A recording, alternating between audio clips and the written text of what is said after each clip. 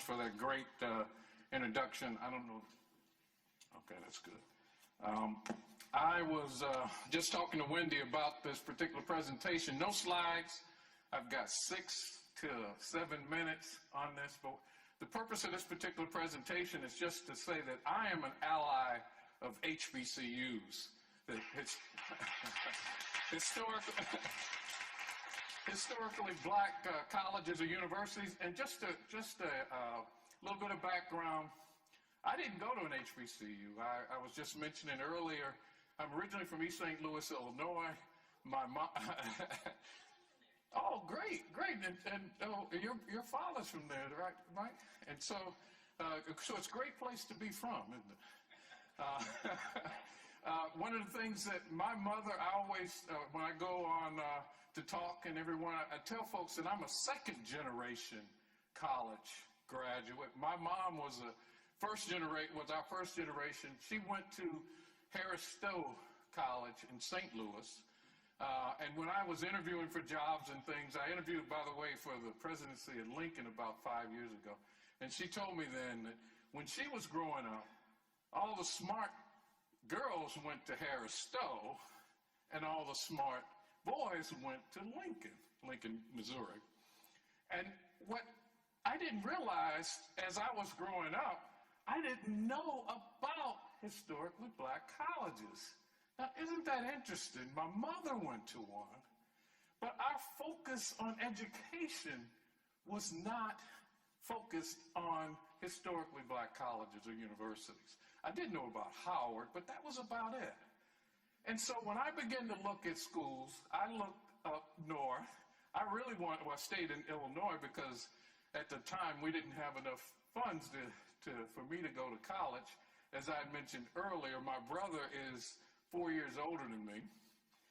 He had just graduated from MIT and decided he wanted to go to medical school.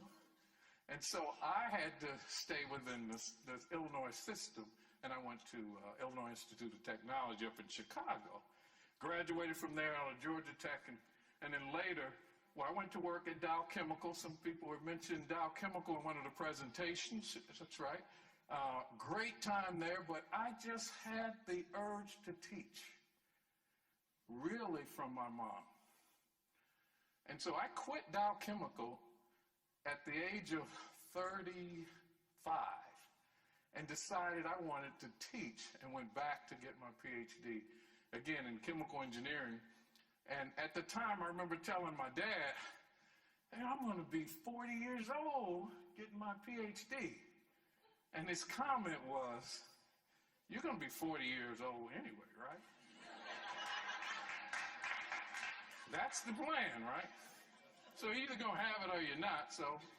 And that made sense. I mean, it made sense. So what I'm saying, though, is that what you'll hear from me, or pull a lot of statistics from McKinsey and Company studies about HBCUs.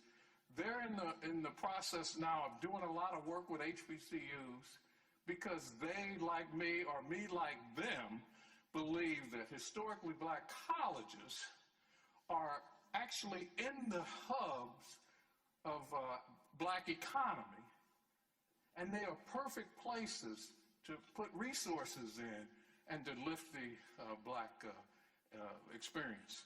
And so just think about that. And so the real purpose of this is to make our AllySHIFT collaborations more aware of HBCUs and how they can be used to make that same shift. Now, just a little bit again, some definitions. Historically black colleges are not minority serving institutions in the same sense of the word. HBCUs, historically black colleges or universities, were established in 1964 by having the historically historically black populations and having high black population enrollment. After 1964, there will be no more HBCUs. So there are some HBCUs that are actually predominantly white institutions. There's a couple of them that come to mind. West Virginia State is one. By the way, Lincoln of Missouri is also one. But here's where I'm getting at.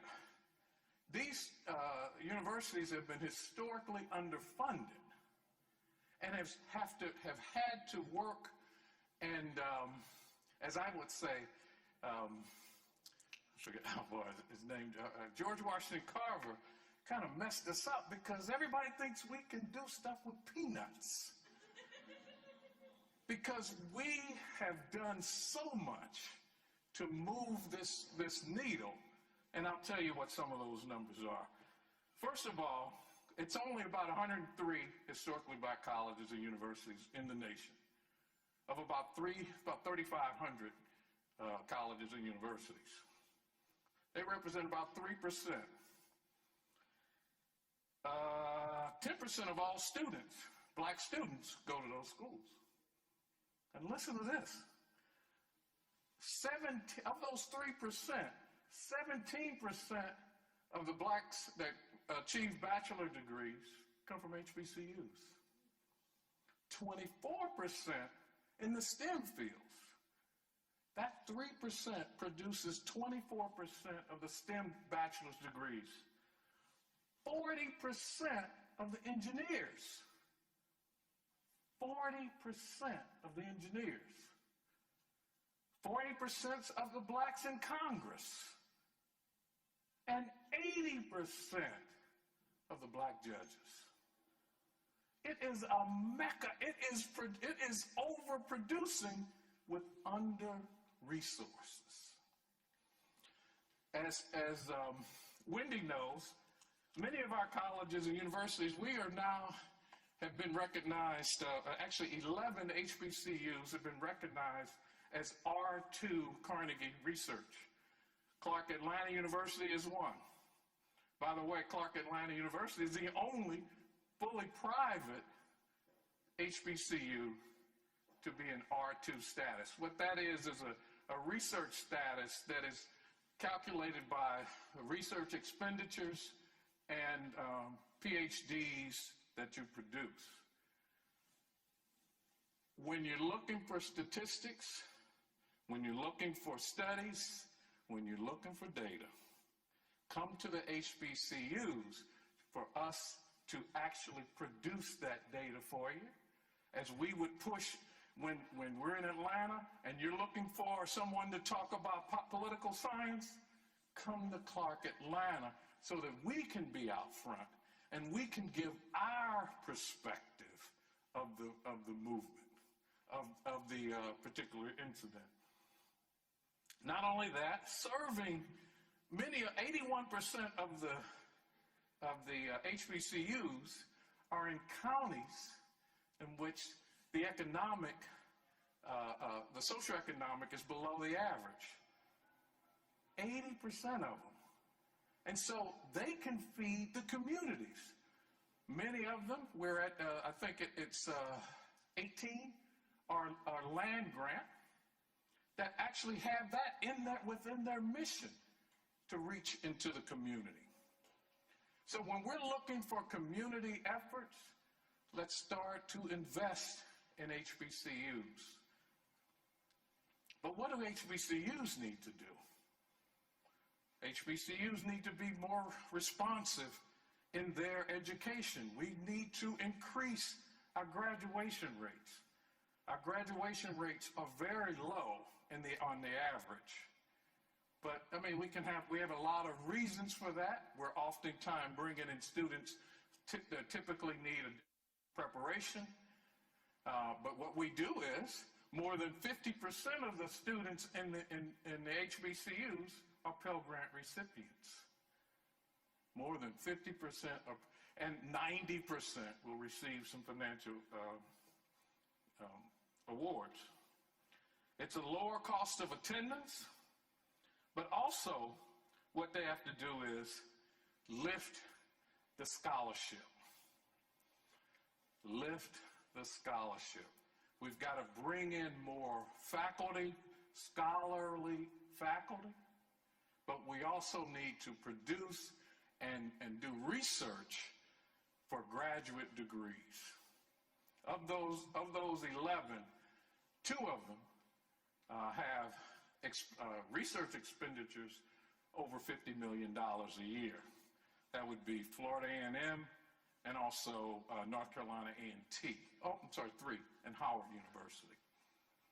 When those are universities that are rapidly moving toward the R1, or the highest Carnegie research status, that requires funding, that requires equity in producing proposals and funding proposals from the federal government. And all of that is, I'm saying all of that so that we can begin to think about the support of the political environment to make those kind of things happen. Because the playing field is often not level. So within that, what they do also is they remove physical barriers, many of them being in those communities of food deserts. At Virginia State University, which again is another 1890, we call them 1890 or black land grants, it actually begins to push to eliminate food deserts within Petersburg, Virginia. And so those the focus is to develop their community. And so they need their support. They need your support. So, what can you do as an ally? You can work with the leadership. The leadership needs help. The leadership needs competent people to tell them how to be an effective leader. The boards need help. The boards need help on how to develop or how to choose a leader, how that leader needs to choose his leadership team, working with them in that particular aspect, or bringing your talents also to give seminars, to teach part-time or the like, and just overall connect. So keep them in mind. They are the core, what I believe, of the economic development in the inner cities. So thank you very much. I do want to answer one question.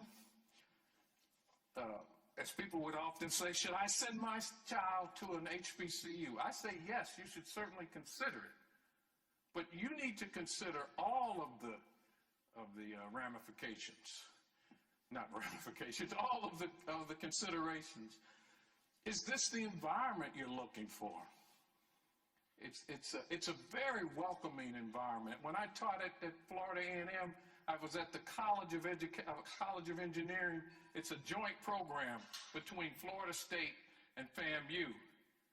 And the FAMU students would come over and they would say things like, hey, why don't you come over to our black accounting group? And the FAMUans would say, you know what our black accounting group is called? The accounting group. I didn't, and at IIT, it was similar. At IIT, I didn't often see myself in successful roles. You will see that at an HBCU. Some students don't need it. Some students need an adversarial relationship, which is what we had at IIT. And it made us work together as a team. I love IIT, and I'm a functioning alum, but that environment is not for everyone. So think about that when you begin to make a choice. But unlike my choice, be aware of those of HBCUs, and so that they can be a part of a selection. That's my talk. I'm ready for questions afterwards, but thank you very much.